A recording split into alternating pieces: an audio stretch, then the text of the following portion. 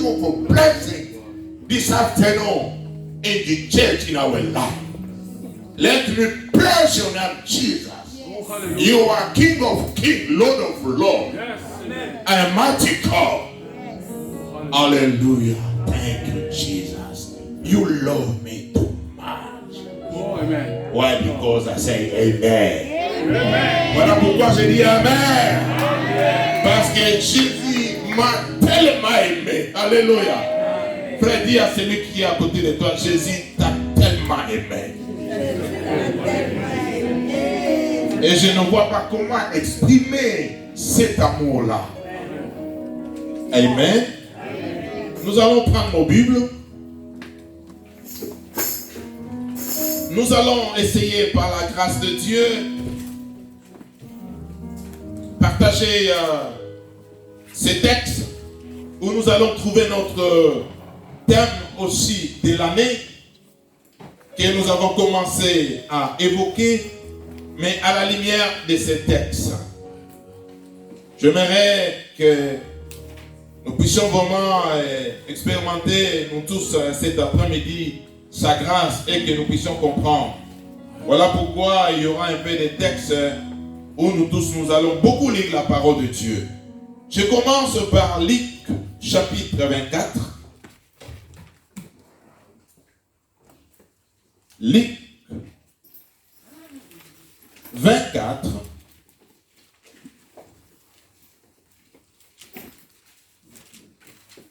Nous allons lire à partir du verset 13.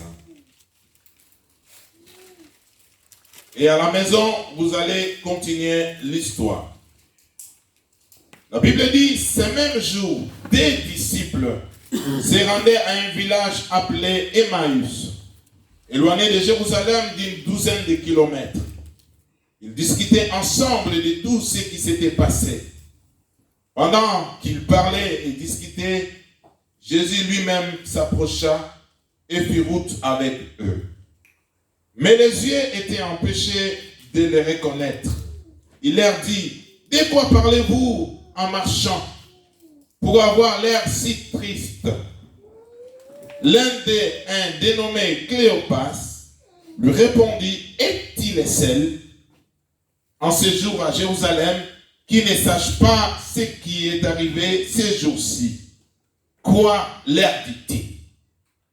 Il lui répondit, ce qui est arrivé à Jésus de Nazareth, qui était un prophète puissant en actes et en parole devant Dieu et devant tout le peuple. Et comment les chefs des prêtres et nos magistrats l'ont fait arrêter pour qu'il soit condamné à mort et l'ont crucifié. Verset 21. Nous espérions que ce serait lui qui délivrerait Israël. Mais avec tout cela, voici déjà le troisième jour que ces événements se sont produits. Il est vrai que quelques femmes de notre groupe nous ont beaucoup étonnés. Elles se sont rendues des grands matins au tombeau et n'ont pas trouvé son corps. Elles sont venues dire que des anges leur sont apparus et ont annoncé qu'il est vivant. Quelques-uns de nôtres sont allés au tombeau et ils ont trouvé les choses comme les femmes l'avaient dit. Mais lui, ils ne l'ont pas vu. Alors Jésus leur dit, hommes sans intelligence, dont le cœur est lent à croire tout ce qu'ont dit le prophète. Ne fallait-il pas que le Messie souffre ces choses et qu'il entre dans sa gloire? Puis, en commençant par les écrits de Moïse, et continuant par ceux de tous les prophètes, il leur expliqua dans toutes les Écritures ce qui les concernait. Lorsqu'il fut près du village où ils allaient, il parut vouloir aller plus loin. Mais ils les retinrent avec insistance en disant, reste avec nous car le soir approche. Le jour est déjà sur son déclin. Alors il entra pour rester avec eux. Pendant qu'il était à table avec eux, il prit le pain et après avoir prononcé la prière de bénédiction, il les rompit et leur donna. Alors leurs yeux s'ouvrirent et ils le reconnurent, mais il disparut devant eux. Ils se dirent l'un à l'autre, notre cœur se brûlait-il pas en nous lorsqu'il nous parlait en chemin et nous expliquait les Écritures? Ils se levèrent à ce moment même. Je reprends, ils se levèrent à ce moment même et retournèrent à Jérusalem, où ils trouvèrent les 11 et les autres qui étaient rassemblés et qui leur dit, le Seigneur est réellement ressuscité et il est apparu à Simon. Alors les deux disciples racontèrent ce qui leur était arrivé en chemin et comment ils l'avaient reconnu au moment où ils rompaient le pain. Amen. Amen. Nous allons lire aussi dans les livres de Jonas. Les livres de Jonas. Nous allons chercher, aidez-nous. Jonas, c'est après quel livre? Moi, j'ai déjà trouvé. Jonas, c'est après Abdias. Allez vers Daniel et commencez à reculer. Voilà. Jonas, chapitre 4, verset 1 à 11. Jonas.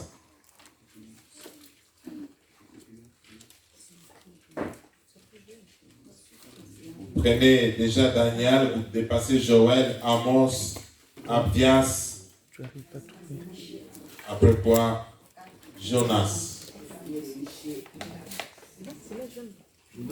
Chapitre 4. Je commence par le verset 1. J'entends dans tes amis avant de commencer la lecture. Oui, continue après Amos pour dépasser. Quand vous Jonas. le mercredi, vous voilà. Ouais. J'ai fait la lecture. Vous voulez pas venir. Ah. Jonas le prit très mal et fit irriter. Qu'est-ce qu'il prit mal? J'explique, parce que Dieu venait de pardonner les gens de Ninive. Amen. Il était avalé par le poisson parce qu'il a refusé d'aller à Ninive pour annoncer la nouvelle. Maintenant, il s'est repenti, Dieu l'a vomi. Et lorsqu'il a annoncé la nouvelle, Dieu a pardonné. Jonas a pris ça mal. Pourquoi Dieu peut pardonner ce peuple qui est méchant? Amen. Amen. Voilà, donc je reprends. Jonas le prit très mal et fit irriter. Il pria l'Éternel en disant, ah Éternel, n'est-ce pas ce que je disais quand j'étais encore dans mon pays? C'est ce que je voulais éviter en fuyant à Tarsis. En effet, je savais que tu es un Dieu de grâce et de compassion, lent à la colère et riche en bonté, et qui regrette le mal que tu envoies. Maintenant, Éternel, prends-moi donc la vie, car mourir vaut mieux pour moi que vivre. Éternel répondit, fais-tu du bien de t'irriter? Jonas sortit de la ville et s'assit à l'est de la ville. Là, il se fit une cabane et s'y tint à l'ombre en attendant de voir ce qui arriverait dans la ville. L'Éternel Dieu fit pousser une plante qui s'éleva au-dessus de Jonas pour donner de l'ombre à sa tête et le délivrer de son mal. Jonas éprouva une grande joie à cause de cette plante. Mais le lendemain à l'aurore, Dieu fit venir un ver qui la rongea et la plante sécha. Au lever du soleil, Dieu fit souffler un vent chaud de l'est.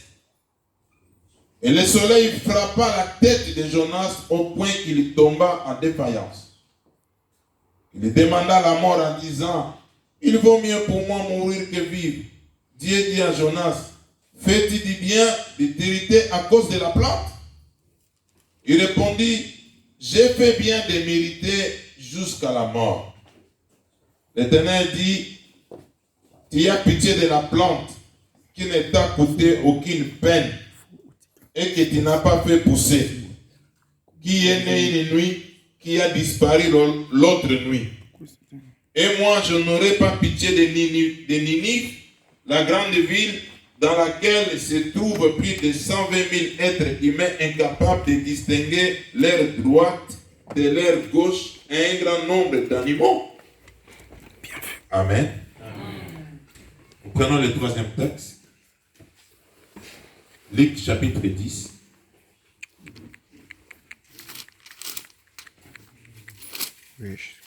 Luc chapitre 10. Verset 17.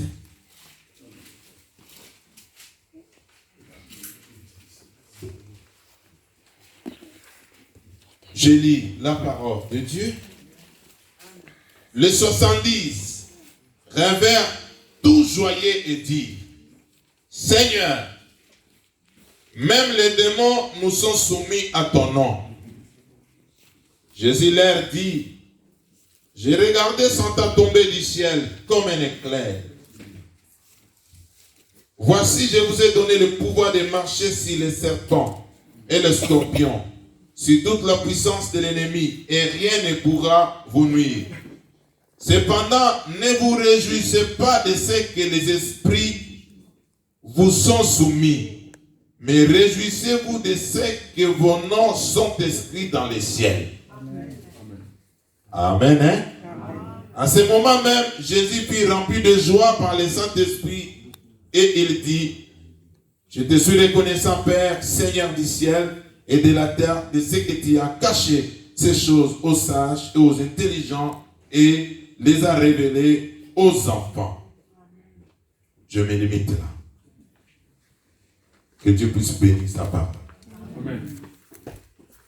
En fait, chers bien-aimés frères et sœurs, je vous lis un peu vers la différence qui existe entre les différentes sortes de joie que l'homme, que nous les enfants de Dieu, nous pouvons expérimenter pendant notre séjour ici sur la terre. D'emblée, j'aimerais t'assurer et te dire que Dieu, qui a créé les cieux et la terre, il souhaite que tu expérimentes la joie. Si c'était moi, j'allais dire Amen. Amen. C'est le souhait de Dieu que tu sois une femme pleine de joie et un homme rempli de joie. Amen. La joie de vivre en famille.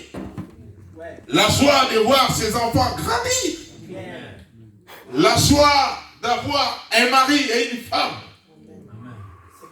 La joie d'être béni matériellement. La joie de vivre des promotions dans son travail. Amen. La joie de rencontrer quelqu'un sur ton chemin qui va t'aimer, qui va te chérir, avec qui tu pourras partager des moments exceptionnels. Alléluia. Ça, c'est le souhait de Dieu. Amen. Que tu puisses expérimenter la joie. Il est vrai que cela n'est pas l'apanage seulement des enfants de Dieu. Ce n'est pas que les enfants de Dieu qui sont appelés à être dans la joie. Nous voyons aussi les gens même qui ne prient pas, les athées qui ne connaissent pas Dieu, ils sont par moments dans la joie. Parce qu'il a réussi quelque chose. Il était à la recherche, je ne sais pas de quoi, mais lorsqu'il a trouvé son trésor, il est rempli de joie. La Bible nous dit même que c'est en versant de l'âme qu'on apporte sa semence pour s'aimer. Mais lorsque la semence grandit, mûrit, on récolte. C'est avec joie qu'on revient avec la récolte.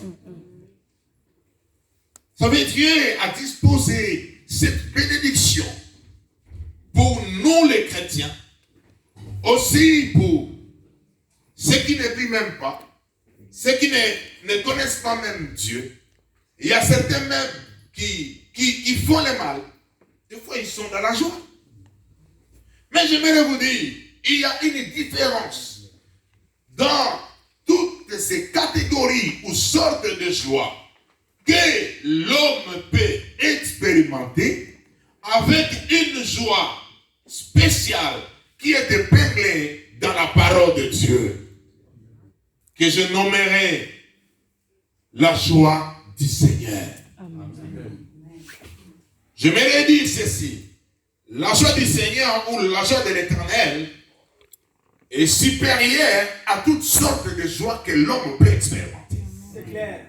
Vous savez, quand je préparais ces messages, je pensais, nous chantons des fois ici, si tu me vois danser, oh, c'est que la joie du Seigneur a débordé. C'est que la joie a débordé. J'ai réfléchi à ça. On dit que si tu me vois danser, c'est que la joie a débordé. Mais avant que la joie déborde, c'est-à-dire il y a un niveau. Hein? Alléluia. Amen. Il y a un certain niveau de la joie. Écoutez, frères bien-aimés dans le Seigneur, la Bible nous dit dans le livre de Galates, chapitre 5, verset 22, là la Bible nous parle si le fruit de l'esprit. Et lorsque le Seigneur est en train de citer le fruit de l'esprit, il cite aussi la joie. Donc, la joie est parmi les fruits de l'esprit.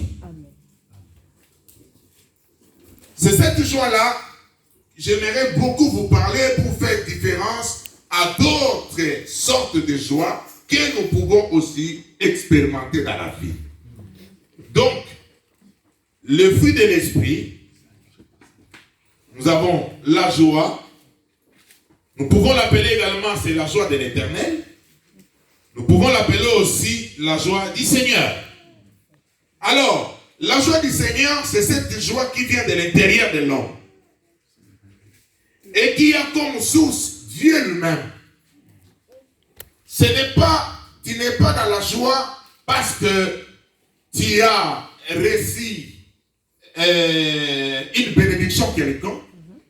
Mais là, tu n'as pas reçu l'argent, tu n'as pas reçu un matériel, tu n'as pas reçu même une réponse favorable à tes demandes. Mais c'est une joie que chaque enfant de Dieu a dans son cœur. À quel moment? Au moment où la personne est née de nouveau. Il a donné son cœur à Jésus, il s'est converti et né de nouveau. À ce moment-là, le Saint-Esprit vient habiter en lui en apportant le fruit.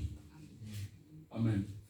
Est-ce que quelqu'un comprend? Amen. Le fruit qui est l'amour, mais l'amour qui a plusieurs étapes. Parmi ces étapes, nous avons la joie. C'est-à-dire, tel que nous sommes là, peut-être tu manques la joie parce que tu n'as pas encore trouvé ce que tu cherchais. Mais déjà, en étant enfant de Dieu, j'aimerais que tu sois conscient. Le Saint-Esprit t'a apporté déjà une dose de la joie dans ton cœur. Il y a une dose de la joie. Et cette joie-là que le Saint-Esprit a apportée dans ton cœur ne dépend pas d'un facteur extérieur. Ça ne dépend pas ni de l'argent, ni du mariage, ni du travail, ni de l'obtention d'un véhicule. Non. C'est au moment où tu as donné ton cœur à Jésus. Tu as reçu ça comme un cadeau. Amen. Il est là, le fruit, là, la joie dans ton cœur. Parce que le Saint-Esprit habite en toi. Mais où se trouve le problème? Comme c'est un fruit, allons dans cette logique. Quand nous parlons d'un fruit, nous parlons d'un arbre aussi. On ne peut pas parler d'un fruit sans l'arbre. Alléluia. Amen. Je ne sais pas ici, nous allons lier l'arbre à l'amour et au Saint-Esprit.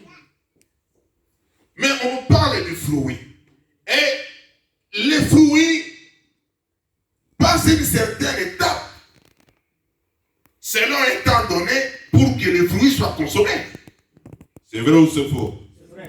Mais les fruits que le Saint-Esprit t'a apportés dans ton cœur, lorsque tu t'es converti, tu as donné ta vie à Christ vérité.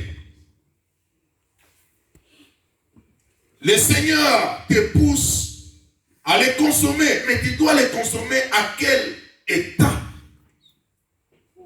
Écoutez, frères, bien-aimés dans le Seigneur, comme je disais tantôt, du fait que c'est un fruit, il a été cultivé, cela implique aussi la notion de la croissance et de la production. D'où il faut un sérieux travail en nous qui consistera à enlever tout mauvais herbe, à arroser cette plante par la prière, par la vie d'obéissance et de la sanctification pour que ce fruit-là grandisse. Amen. Il y a des chrétiens, ils sont nés de nouveau. Le Saint-Esprit est venu. Il a apporté ses dons, le fruit. Il y a aussi la joie, mais c'est une joie qui est chétive. C'est une joie qui est médiocre. C'est une joie qui n'évolue pas. Une joie qui ne grandit pas. C'est comme si on te donnait un fruit et tu la consommes au moment où tu ne peux pas consommer cela. Je peux donner l'exemple des kiwis. Moi j'aime beaucoup les kiwis. Vous connaissez les kiwis? Oui. Est-ce que tu as déjà mangé un kiwi qui n'est pas à l'âge de la maturité? Qui n'est pas mis? Tu ne vas pas rester longtemps. Alléluia. Manger, tu mets ça directement dans la bouche, tu vas pousser un cri. C'est aigre.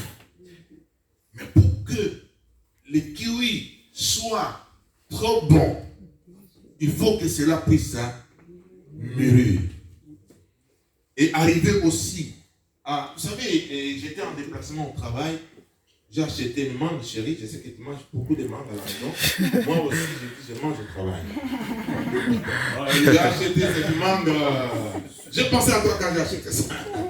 J'ai dit, il achète des mangues, des fois il achète, elle mange, moi je ne suis pas là. Ok, moi aussi j'achète une mangue. C'était un Intermarché. Ouais, je suis arrivé dans le gîte où on logeait. J'ai mangé, on a fini. J'ai pris mon couteau, j'ai un très bon couteau là. Surtout pour couper seulement des mangues.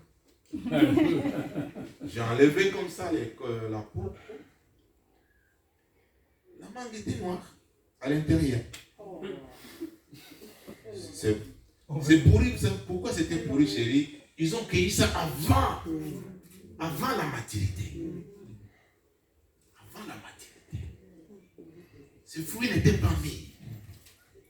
Et je ne pouvais pas consommer. Mes collègues ont dit, garde ça, demain on retourne dans ces marchés, Intermarchés là, nous allons leur donner ça. Après quoi j'ai jeté, j'ai laissé tomber. Frère bien-aimé dans le Seigneur, nous avons reçu la joie quand nous sommes nés de nouveau dans notre cœur. Mais il faut un travail personnel. Chacun doit travailler pour que son fruit là, la joie, puisse grandir et mûrir. Pour te permettre de le consommer et le faire consommer aussi à d'autres personnes. Sans cela, bien-aimé, le fruit là, la joie que tu as reçue sera dominée par des joies éphémères liées aux choses de ce monde qui vont dominer la joie intérieure. Lorsque la joie extérieure qui sont dues par rapport aux biens, aux circonstances de ce monde, domine la joie que nous avons réussi dans notre cœur, le chrétien ne sera pas stable. Il sera instable dans sa marche. Il sera instable dans sa foi. Il sera quelqu'un qui est toujours triste. Écoutez frère, j'ai donné quelques exemples ici, avant que nous puissions progresser. Les deux disciples qui se dirigeaient vers Emmaüs, ils ont vécu avec Jésus-Christ. Ils ont reçu des promesses sur la mort. et la résurrection de Jésus-Christ.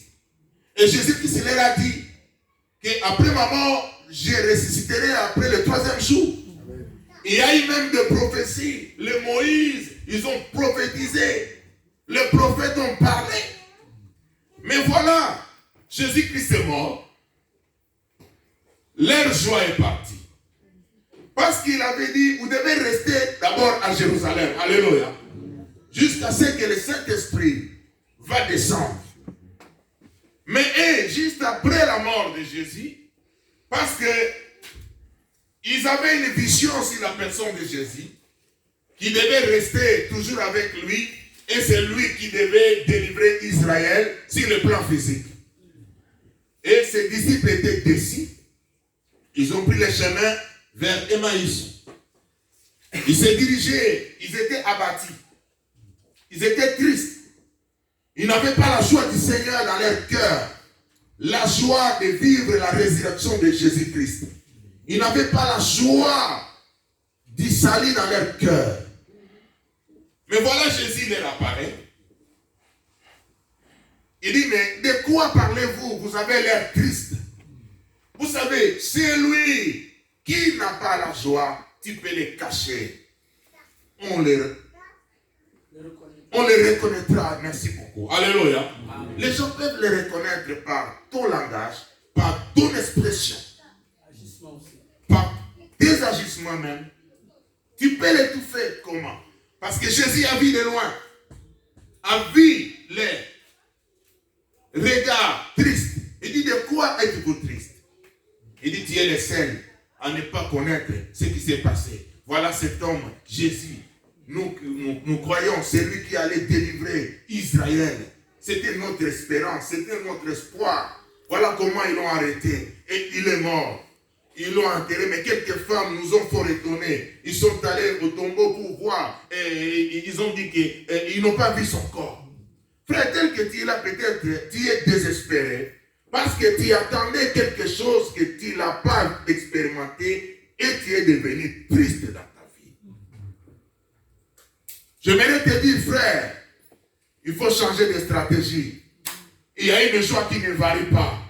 Il y a une joie qui est stable, c'est la joie du Seigneur. Amen. La joie que le monde nous donne, que la joie extérieure que nous pouvons expérimenter suite à un exaucement, suite à un bien quelconque, est passager.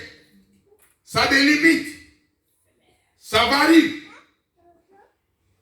Si tu places ta foi par rapport à ces choses bien-aimées, tu seras déçu. Tu ne seras pas efficace dans la vie chrétienne. Alléluia. Amen. Alléluia. Amen. Cela nous renvoie dans Jonas chapitre 4. Dieu l'appelle pour aller annoncer la bonne nouvelle aux Ninivites sur la repentance. Lui, il a regardé la méchanceté de ces gens. Il ne voulait pas partir. Mais voilà, il sera avalé par un poisson et il va se repentir, il sera vomi. Quand même, il va aller. Il a annoncé la parole, que ce peuple puisse se repentir. Et ce peuple a pris l'option de se repentir. Alléluia. Amen. Mais quand lui, il a vu que Dieu a pardonné ce peuple, il a pris ça mal. Alors, chemin faisant, là où il était, la Bible dit qu'il a construit une cabane pour s'abriter du soleil et des intempéries. Je pense que c'était une cabane qui n'était pas stable. Mais Dieu a fait pousser un arbre. Et lorsque cet arbre est poussé, ça lui a donné l'ombrage. Il était dans la joie à cause de cet arbre. Il dort. Le matin, la Bible dit Dieu a envoyé un ver, un insecte, qui a mangé, qui a rongé cet arbre. Et quand il se réveille, l'arbre a séché. Et Jonas s'est mis en colère. Il est devenu triste. Dieu prendra la parole pour lui dire, tu es triste, tu as perdu la joie à cause d'un arbre que tu n'as pas semé, que tu n'as pas planté. Alors tu ne veux pas que moi je me soucie de ce peuple qui vit dans le péché, que je puisse leur pardonner. Est-ce que vous comprenez? Oui, oui. Des fois, frère, tu deviens triste, tu as perdu la joie pour la chose que tu n'as même pas fourni d'effort pour l'avoir. Et alléluia. Est-ce que la vie là que tu as, est-ce que tu l'as acheté à combien? Alléluia. Alléluia. La femme que tu l'as achetée à combien? C'est pour te dire qu'on ne peut pas acheter déjà une femme. On ne peut pas acheter un homme. Même nous les Africains, nous donnons les dots. Ça n'équivaut pas à la valeur de la personne. Alléluia. Et alléluia. Alléluia. Ça n'équivaut pas à la valeur de la personne. La santé que tu as, lorsque tu as mal à la tête, tu commences à injurier même Dieu. Mais pourquoi moi je prie? Si je prie, pourquoi je dois avoir mal comme ça?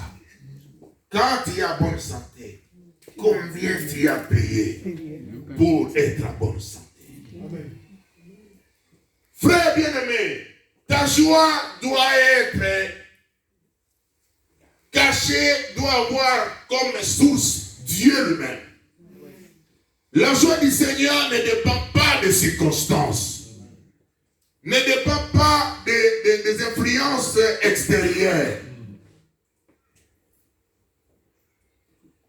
Vous savez, lorsque la personne n'a pas la joie du Seigneur dans sa vie, c'est difficile qu'il puisse grandir dans la foi chrétienne. Bien-aimé, j'aimerais t'assurer que le Seigneur est venu t'apporter par le Saint-Esprit la joie. Mais cette joie-là doit devenir une joie parfaite. Amen. Voilà pourquoi j'aimerais vous lire dans Jean 15, 10, 18. Vous allez voir, quand on parle de la joie parfaite, c'est qu'il y a aussi une joie qui peut être imparfaite. J'ai fait la lecture. Jean 15, 10 à 12. Si vous gardez mes commandements, vous demeurez dans mon amour, de même que j'ai gardé les commandements de mon Père, et que je demeure dans son amour. Je vous ai dit ces choses afin que ma joie soit en vous, et que votre joie soit parfaite.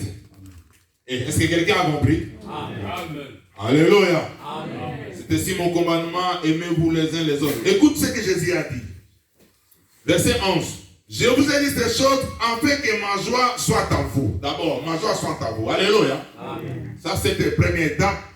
La joie de Christ est en nous par le Saint-Esprit. Quelqu'un peut dire Amen. Amen. Deuxièmement, il dit, je veux que cette joie soit parfaite. Quand nous parlons de la joie parfaite, c'est-à-dire la joie qui est mise, la joie qui peut déborder. Alléluia. Amen. Lorsque un enfant de Dieu expérimente la joie mise et la joie parfaite,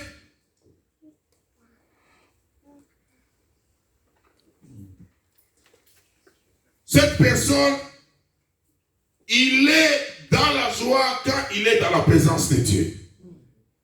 Celui qui n'a pas expérimenté la joie parfaite, il peut être dans la présence de Dieu, il ne va pas expérimenter la joie. La Bible nous dit dans Psaume 122, verset 1, cantique des degrés de David. David dit, je suis dans la joie quand on me dit, allons à la maison de l'Éternel. Alléluia.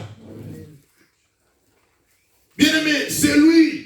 Sa joie est devenue mûre. Ça déborde. Il est dans la joie de demeurer dans la présence de Dieu.